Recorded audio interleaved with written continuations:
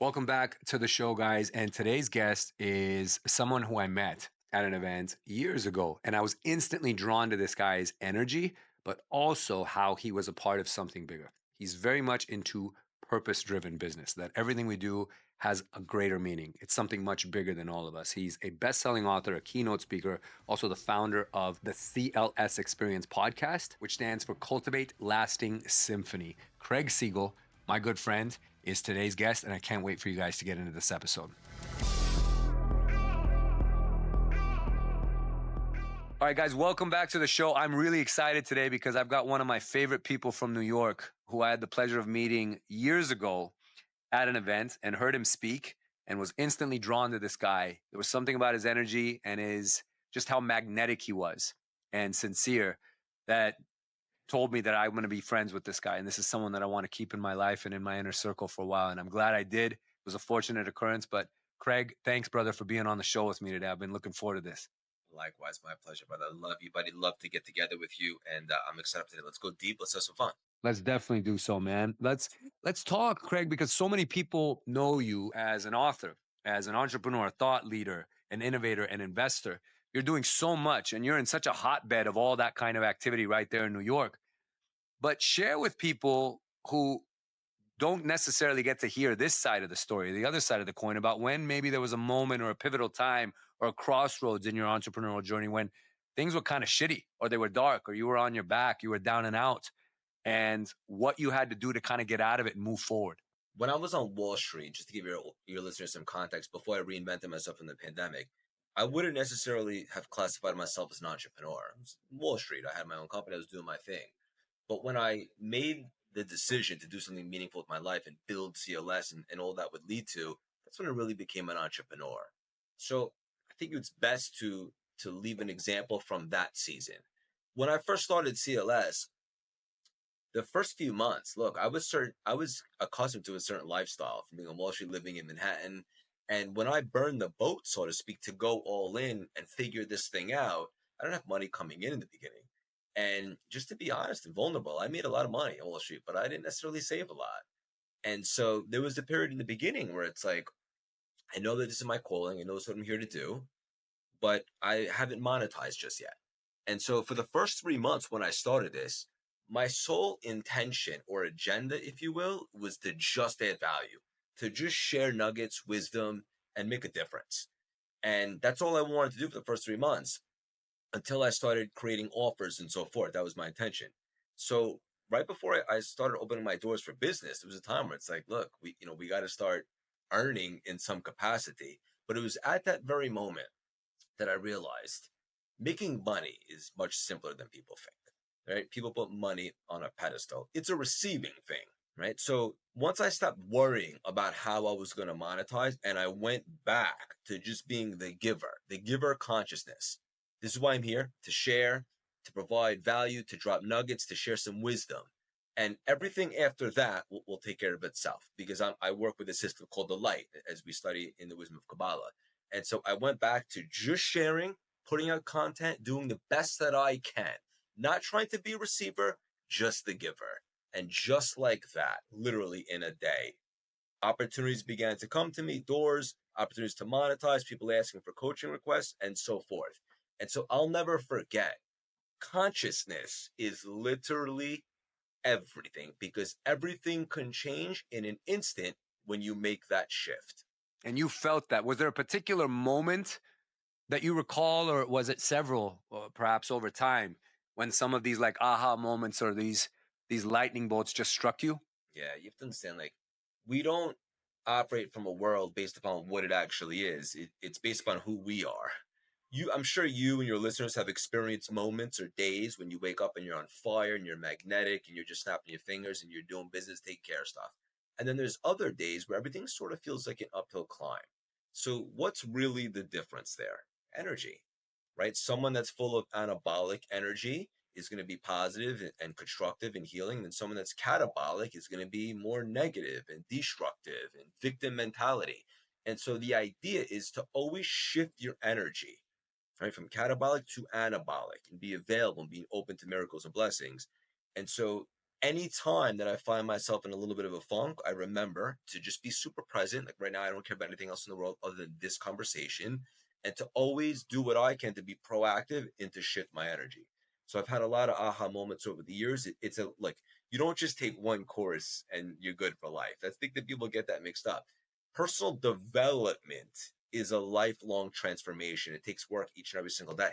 It does. Absolutely, man. That's beautifully put. And you said something earlier that ties back to this, which was you had a moment where you, or a period of time when you reinvented yourself. For those that are listening to this, that are maybe feeling at certain crossroads, or they're about to abandon one lifestyle or one way of life that they had initially thought was going to be their life. And now they're like, nah, I'm going to do something totally different, maybe in a totally different direction. Is there any guidance or advice you give to people who are in that reinvention stage, or that in between space between the former life and the good future life that awaits them? 100%. So we did a whole TED talk on this. We launched a Wall Street Journal bestselling book, The Reinvention Formula. And so this Yes, you topic did. is very dear to my heart because I know how many people are struggling with their career, with their life, because they don't love what they do. And I think it's become maybe trendy, but also advantageous now that everything is online. You could be an entrepreneur to really go after your dreams. But there's a lot of people that don't necessarily have the courage or are bold enough to figure out first and foremost what they'd like to do and create, and then go after it relentlessly. So, look, what is the cost of inaction? It's called the COI. The cost of inaction, of just staying put and living mediocre or miserable or unfulfilled or underachieving. I believe that the riskiest thing that you could do is to play it safe. And I believe that one of the reasons why we're here in our soul is to express our unique, authentic gifts that were given to us and find a way to actualize and share those with the world. And so if we know that to be true, then why would we get stuck or feel stuck in something that doesn't light us up? We wouldn't. So if we do believe, the audience listening, that we are here for a specific reason, then it's on us to never give up searching and trying to figure out what that is. Obviously, along the way, you'll try some different things out. You'll find what sticks, what you feel aligned to, and what not. But never give up trying to find your thing and sharing that with the world. And I'm a big believer, and I'm proof of concept, that when you do find that thing, you can make even more money than you ever dreamt possible as a byproduct and an energetic exchange. But you should never stop searching for your thing and then go all in. You know, you talk a lot about light, being light, bringing light, but really more of like a higher calling or something that we're connected to, right? And it anchors us and we anchor it. Talk to me a little bit more about that, because I feel this is a missing component in so many of our missions and the work that we're doing. And we're grinding, we're doing this, but sometimes the meaning or the fulfillment attached to it is not there, right? Like Tony Robbins talks so much about all the astronauts as part of the original Apollo missions. So many of them came back and became alcoholics, drug addicts, or suicidal. Why? Because what's after the moon? I mean, they were looking for the next thing rather than actually having some level of fulfillment attached to what they did and finding peace in that. But talk to me about how important that was for you, because you preach it so much and it has such an impact when you say it. Yeah, brother. I love that analogy. Look, there's no source outside of you. The well is within, right? So the Mm. whole idea is to change your consciousness, thoughts, emotions, actions. You're either expanding or shrinking. I know for me, towards the end of my Wall Street career, my soul was contracting each and every single day. And that's the one thing that your soul actually resents in this world, is to contract. It's here to grow, to expand, to evolve. And so you always want to be transforming. And so for me, as you build a connection to, I would say, creator or God, someone else might say divine source, universe, Hanukkah Harry, Jesus, whatever is good for you, as long as you believe that there's something else going on here beyond our logic, I think you're spiritual. And so to be able to create a stronger connection to that enables you to channel that endless energy into the world in a big way. And when you're connected to that energy, you're connected to miracles, blessings, surprise support, random, quote unquote, random opportunities, divine blessings, and so forth. And so the whole idea is to bring that, I would call the silent partner, God, creator, that energy, and make it more of a partner in your life, business, relationships, and everything in between. Fantastic. And look, you obviously are credible as an authority to speak on this because you work and live and have spent so much time in Manhattan. You worked on Wall Street. You are in the hotbed of entrepreneurialism, capitalism, all intersecting, and just all the craziness in the world. Beautiful and bad and crazy, all of it mixed into one right there in New York City. What do you see with everyone? Because the entrepreneurial wave and spirit in this country is as it's never been before, right? The opportunity to start a business, join something, go on a mission, and have impact has never been more accessible than before. So many people are opting for it. But with a lot of these people, and you having gone through the gauntlet already and paid the dummy tax, as our good friend David Meltzer says, what have you witnessed or seen that are some of the bigger mistakes that entrepreneurs or people starting off right now are making? Oh man, how much time do we As have? much as you want, brother, because this is So, important. I want I, everyone to hear this. I know, and I know there's a lot of entrepreneurs, aspiring entrepreneurs, people that are just want to play bigger in your circle. So this is good. Couple of things. Number one, trying to build in isolation, right? Mm, Waiting until it's perfect before sharing.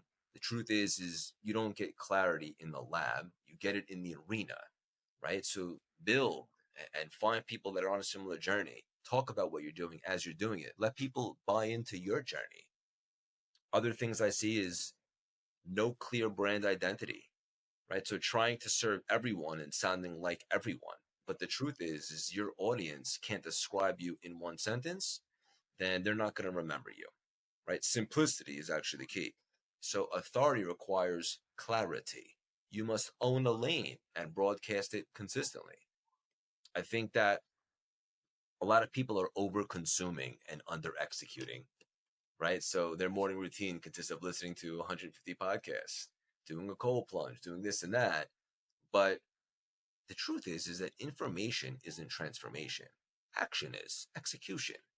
And so I see mm. a lot of entrepreneurs drowning in free advice and starving for focused execution, right? So clarity follows action. You got to get in the damn arena. And it's funny because I just had a relatively big birthday.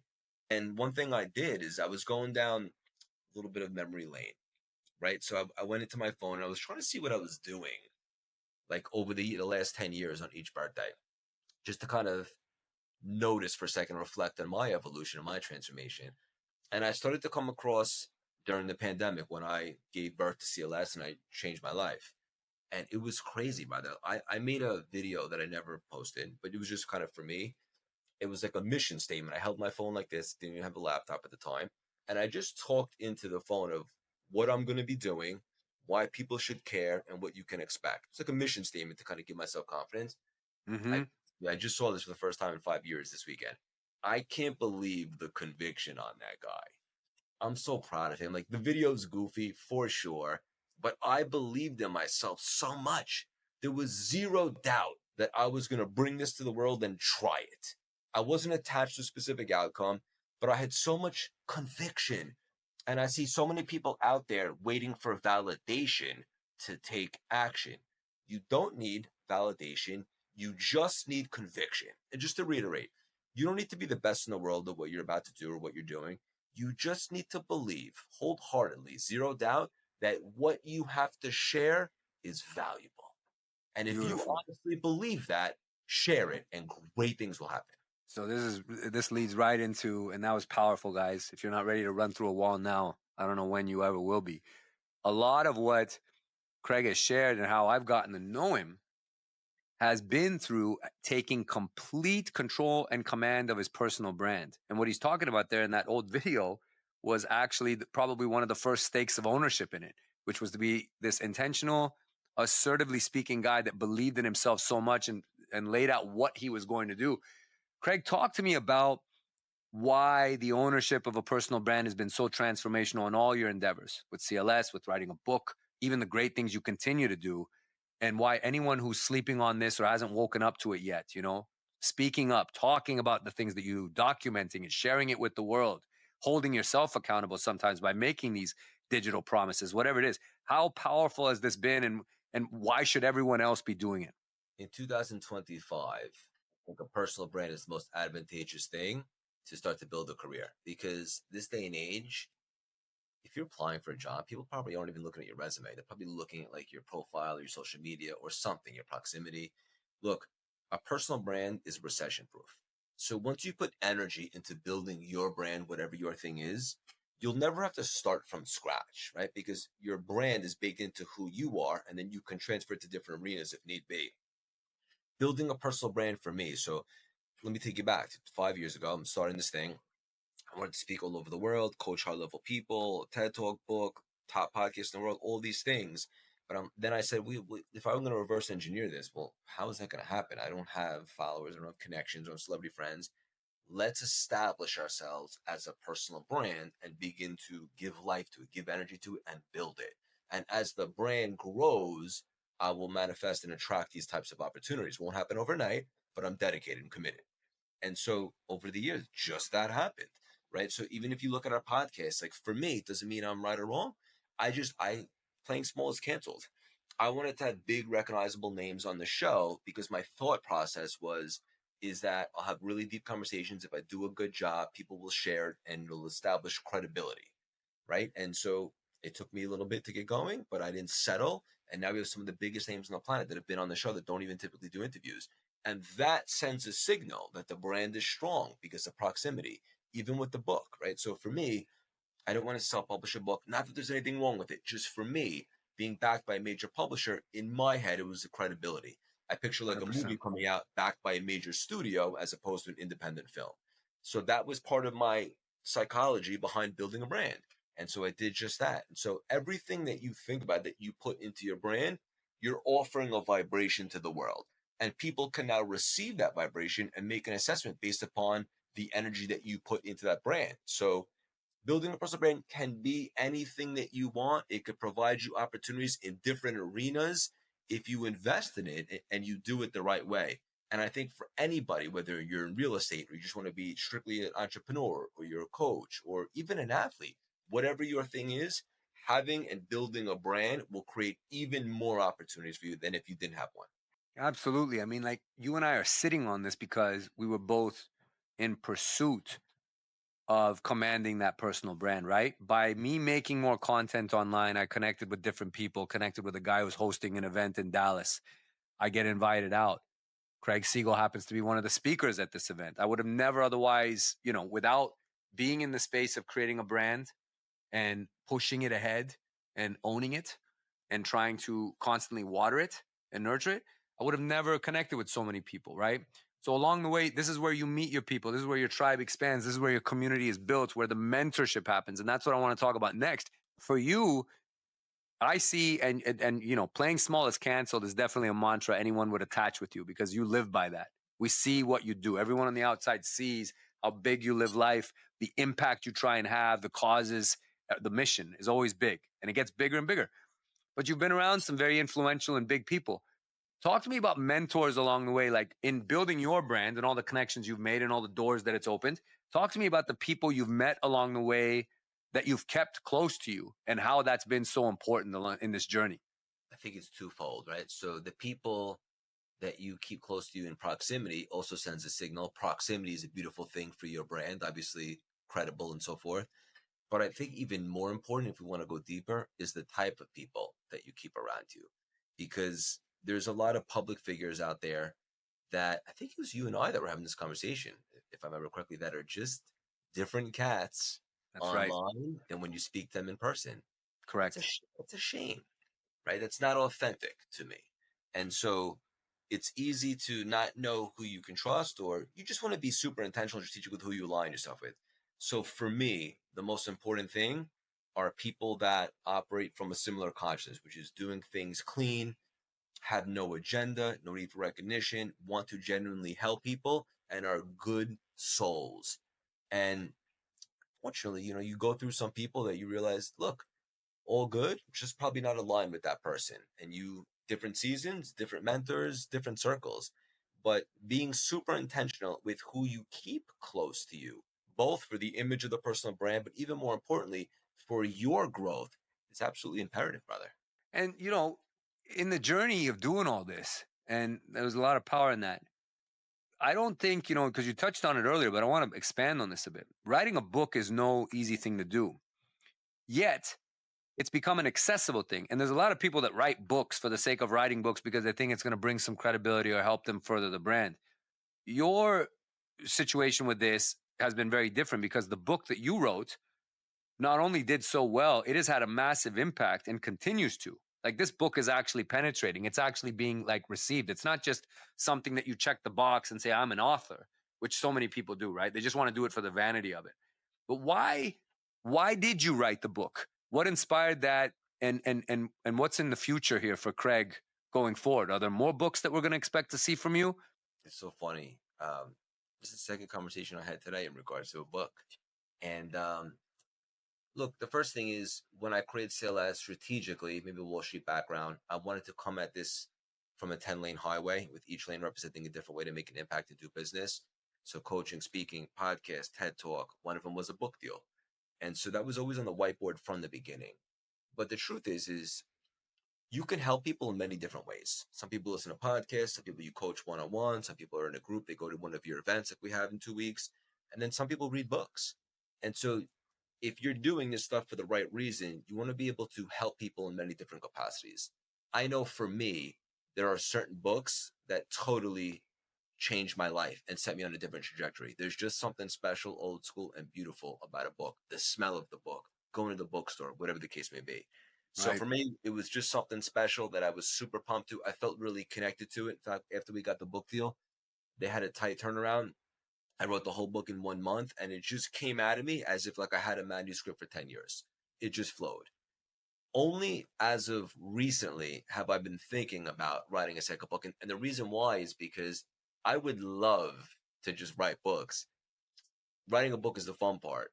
From my experience, promoting the book, getting it out there, hundreds and hundreds of interviews, this and that, stages is a full-time job. And so after we wrote the first one, which was only 2 years ago, I've had other priorities, including getting married and building the business to different levels and so forth. So when the time is right, there's definitely another book in me, but there's a lot that goes into that, which a lot of people might not realize. So not today, but definitely there will be a second one in the not too distant future. Beautiful. And I'm gonna expand on that with you here, a little bit more towards the end in terms of like your mission and what the world can expect from Craig over these next 5 to 10 years and the impact that he's gonna have. I want to talk a little bit and switch gears about failure and how for so many people the missteps or when because business is hard, entrepreneurship is hard. It's not for the faint of heart. You know, they tell us for those involved, 80% of your day is generally shit. 20% is good. The other 80% is shit, complete shit, sometimes devastating shit. And that's just the way it is. But with a lot of those failures and setbacks, um, some people frame them and use them as fuel, others don't. How have you been able to take failures and missteps? Because people look at you and they might think this guy wins all the time. He's got a book, he's got a beautiful wife, he's created this amazing life, he reinvented himself. He speaks with such purpose and intention, and there's clearly a connection to something greater than him. People would see that, but they don't know all the work that went into this behind the scenes in creating this finished product or work in progress, as you would probably call it. But talk to me about failure, Craig, and how so many of us are so afraid of it when we should be embracing it and reframing it. So as we increase our spiritual capacity, we gain the ability to connect more and more with, I would say, creator, or to contain more light, meaning more Mm, abundance, more blessings, more miracles. We're able to draw even nearer to the creator. And one of the ways in which to do that is to constantly put yourself in uncomfortable situations where you expand, right? Because you're not going to expand in your comfort zone. In fact, I often say that your comfort zone is a death sentence because that's where dreams die and you don't grow and transform or stretch. So if you know that the more uncomfortable you're willing to become, the more that you have the opportunity to grow and stretch, would we not all be yearning for more situations that make us uncomfortable? Of course we would. But the thing is, people don't see it that way. They fear failure, or even worse, the fear of judgment, of trying and looking silly. And so people are scared of what's unpredictable or uncertain. And I get that. But the way to strengthen your connection and your consciousness and your relationship with whatever it is that you subscribe to is to have certainty, even when you can't necessarily see the end result. right? So are you willing to be patient in the discomfort? Are you willing to be certain of what the next move is, even when you can't necessarily see the whole destination? These are things that are scary that most people shy away from because they associate them with failure. Give you another reframe. Mm. I think failing means you're trying. Failure is finite. It means you're done. It's over.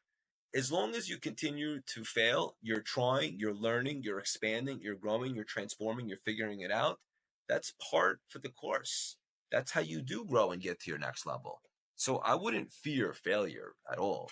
I would fear not getting in the damn arena. Right. And so when I think of like a hell, totally different conversation, but I don't think hell is an actual place.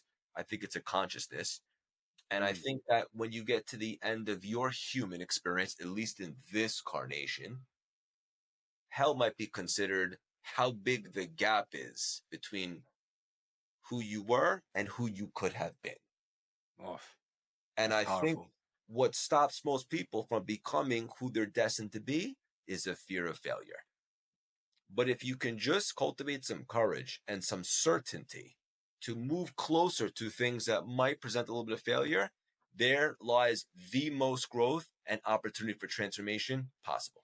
I love that you said that there's a difference between like fail and failure. Failure being more of like an actual state or a status. Like to be in a failure, a state of failure is like, it's almost like has a level of permanence attached to it. But to fail is just an occurrence. And it can then, it's up to you to choose how you reframe that particular moment. Yeah. And like think about it like this. Let's say I'm throwing this event, right? It's like our annual event. Yes. Every event we've ever thrown has been a home run. Everyone's always like, when's the next one? I've had other priorities, but I'm so pumped about this one. Let's say, because I think really big, my goal was to have 70 people at this event, Mm. but we end up with 65. Technically, that's failing, right? Because we didn't hit our goal.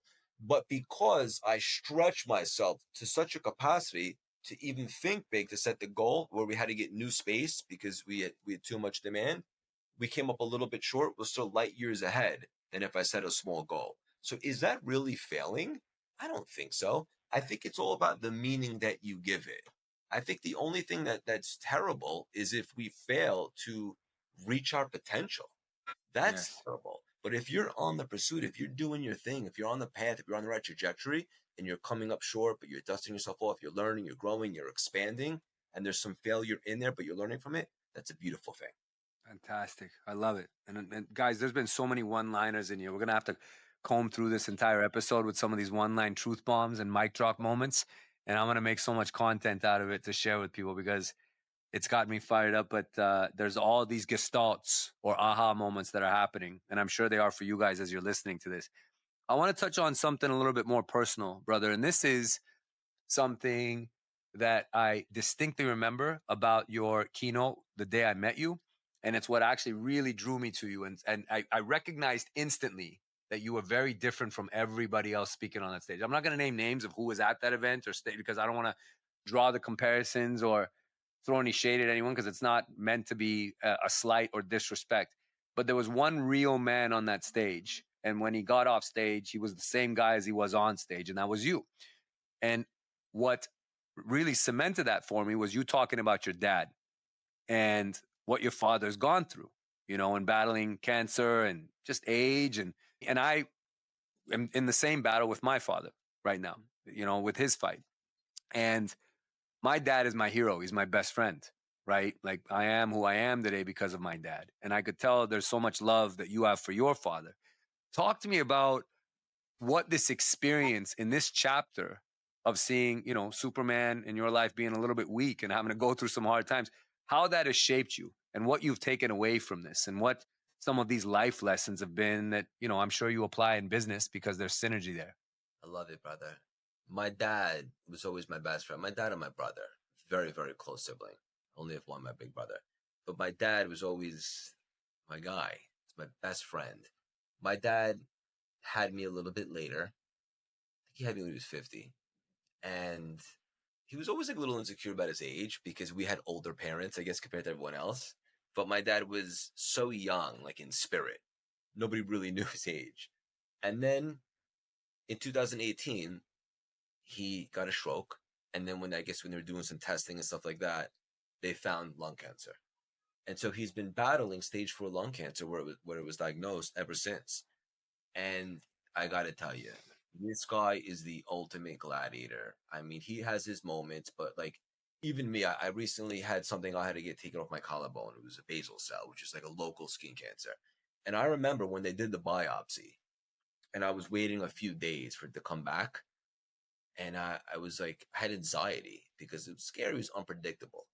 And I'm thinking to myself, my dad, for the last 7 years, every time, every few months, when he goes to get his scan to see what's up with the cancer, and his life's on the line, like that's crazy. Can you imagine living with that consciousness? And it just gave me such an unbelievable appreciation for how strong that guy is, but also how mindset and consciousness is everything, right? So if you have two people, same age, same, let's say, healthiness, and they each get diagnosed with something similar. One is delusionally optimistic, and one thinks it's already over. The person that's optimistic is most likely going to live significantly longer, right? Because the power of the mind is remarkable. And so it's just a great reminder how strong my dad is, my real life superhero, how much I love him, how much he means to me, and just how motivated, determined, and committed he is in his battle because he has so much to look forward to with what we're doing and his grandkids, my brother's kids. He just has so much to live for. His soul is on fire. And as a result, the diagnosis that he was handed by a very pessimistic doctor, which I understand he was doing his job, but there's something to be said about optimism. Yes. He's totally surpassed that by like years. So it just goes to show you how mentally fit you must be to do big, divine, magical things in this world. And my dad is a shining example of that. That's indomitable spirit, as I would refer to it. I mean, he has an indomitable spirit about him, right? And what a gift for you to see this, and a gift for you said you have nieces and nephews. Correct. Yeah, I mean, for them to see, right? Because that's their grandfather. They see how he's fighting and enduring, because people don't get these lessons. Let's be honest. Society, they don't make them like they make your dad. That not every day like this. Men like that. Not that your dad is to be in his strengths and everything he's done is to be diminished at all. But there's a lot of people of that generation. I think of both of our dad's generation, where there was a certain level of toughness and a hardness to them when it came to having to fight through. We've got a lot of snowflakes now in society. So it's very easy for people to just wilt under pressure, or they get a bad diagnosis. Oh, it's over. I'm a victim. Why me? And all this, and then they wilt. And then what is that doing? That's setting the standard for the next generation or their kids or the people around them to just think, well, that's just how I guess you're supposed to take that kind of a deal. And that's how you react, but not you. Like, you're watching your dad do this and go through it, and he's still fighting, which is beautiful. So God bless your dad. I know I always ask you about him, man, because like I said, it struck me that day. I got to be honest with you. When you were talking about it on stage that day in Dallas, I got emotional because I was standing at the very back. I tend to not sit at events. I like to pace and walk and listen and kind of absorb things in my own way. And I was standing at the back, and I'll never forget when you were talking about it. And then I got emotional listening to it, because I obviously felt so much similarity um, and just I guess a connection to it, Yeah. right? But I mean, like I said, God bless him, and for you, this is a gift to go through this alongside your dad, but also see this because he's still teaching you, even at 90 or 90 plus years old. He's teaching you and how he's handling this adversity. You're right, brother. I love that you said that. I love that it speaks to you so much. And also, it just really shifts your perspective, Big right? time. There are real battles in life. And then there's a lot of stuff that we tend to sweat that really we shouldn't. And Mm-hmm. that's one of the commitments I actually made when I just had this milestone birthday last weekend. One of the, because I always journal for big events, whether it's New Year's, birthdays, or different things. And one of the things I made a mantra was don't sweat the small stuff, right? Like if it's not really a big deal, like who gives a shit? And I try to remind myself often now that at some point we're going to transition. or die, however you want to word it, meaning this human experience will come to an end. And Yes. so reminding ourselves of that, I mean, really puts things in perspective, and it keeps you in a more elevated state often, where you're not going to lose your shit over something that's really not relevant in the grand scheme of things. My dad's battling cancer, and yet he still shows up. He's got a smile on his face. He loves his kids, his grandkids on fire. To me, that's a real life gladiator. That is. That's how you live life. And that's actually how you beat cancer, by how you live, right? Not, not what's happening during it, but how you continue to live your life with it, in spite of it. Just one thing I wanted to share. I had someone on the podcast, very big, recognizable name, a bit of a psychic. And they Okay. said we were talking after we stopped recording, and they were like, "Your dad," and we were talking, and she said to me, she said, "Your dad is gonna die with cancer, not of cancer." And I just thought Wow. that was so beautiful. It really Wow. just spoke to me.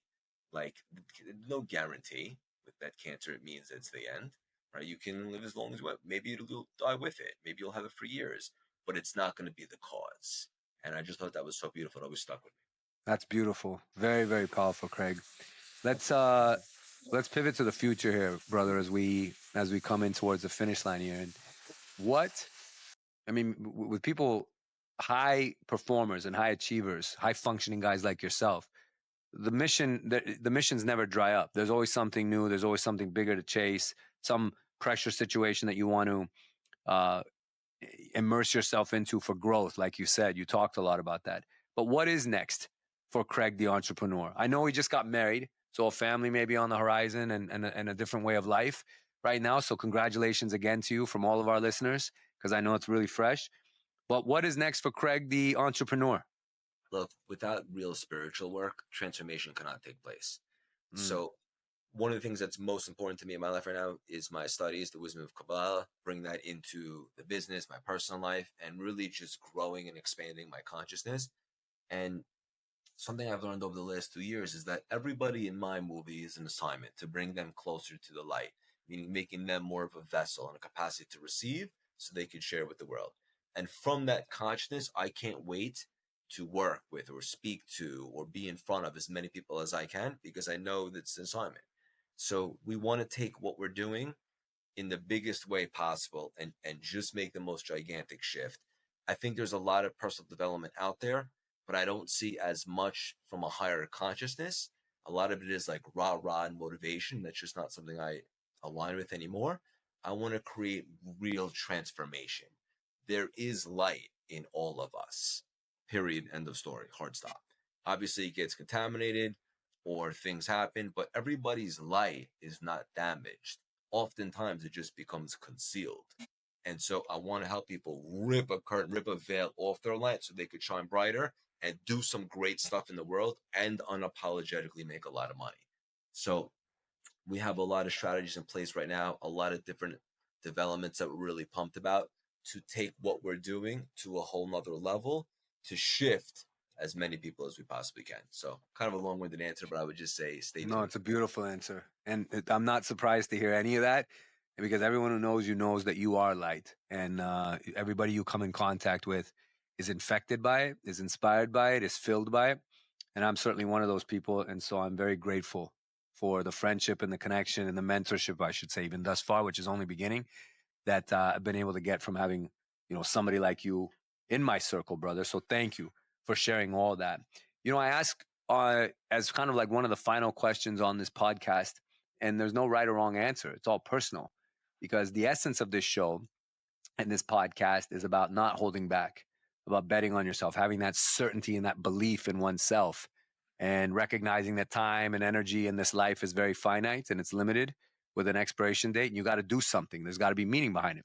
Just like that video you recorded of yourself years ago that you said this kid didn't even know what he was doing or talking about, but he spoke it with such Agreed. absolute conviction. What does LFG energy mean to you, Craig, in your own definition? When I think of LFG, I think of two people. I think of you and I think of Tom Brady. And I think of greatness. And I don't think it's like corny or a catchphrase. When I think of that, I think it's go time. And that means that whatever the desire is, whatever the goal is, let's get it. No hesitation. This is the idea. This is the concept. This is what we want to co-create. This is what we want to call in. This is what we want to manifest. Let's go get it relentlessly. Obviously clean, with consciousness and soul oriented, but nothing is going to get in the way. LFG energy, baby. That's it. Beautiful. What a way to end the show. Let's fucking go. Craig, thank you again, brother, for your time, for your light, for your contribution to everything that you're touching, man. It's inspiring so many. I'm one of them. Huge fan.